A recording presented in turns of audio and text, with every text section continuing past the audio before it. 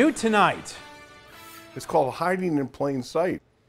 Well, police say that Danny Salazar used a stolen delivery truck to repeatedly burglarize 3 popular resorts. And 13 Action News reporter Brian Callahan is live with more on how police say he slipped past employees and security. Brian. Yeah, Todd, police say Salazar was sneaking in the employee areas of these properties, wearing a lanyard with what looked like credentials and carrying a clipboard with fake delivery forms, all to throw off those employees as well as the security officers.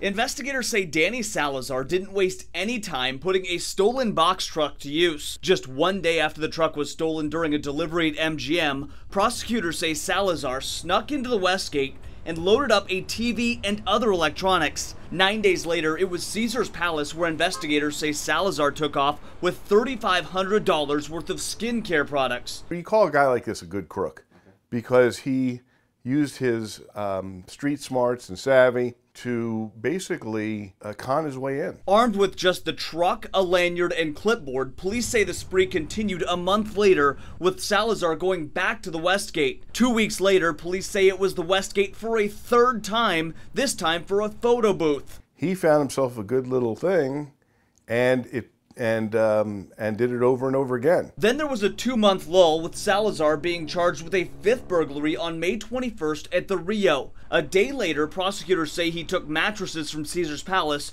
also noting another stop at Caesar's on June 8th, but only charging him with intent to commit larceny. Police say Salazar's spree finally came to an end on June 10th when an alert officer spotted the stolen box truck, eventually arresting Salazar after a 20-minute chase. While Salazar is behind bars, 13 crime and safety expert, retired Metro Lieutenant Randy Sutton says there's reason for concern. A guy coming in completely without being detected is kind of scary.